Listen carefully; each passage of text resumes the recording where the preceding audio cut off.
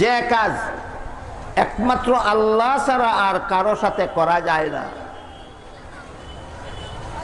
যে কাজ একমাত্র আল্লাহ ছাড়া আর কারো সাথে করা যায় না, এই কাজের নাম ইবাদত।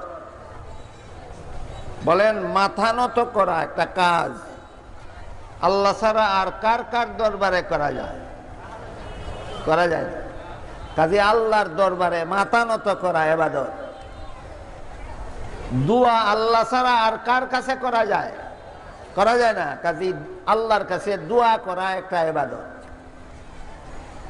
সেজদা আল্লাহ ছাড়া আর কাউকে করা যায় না, কাজে আল্লাহকে সেজদা করা ইবাদত।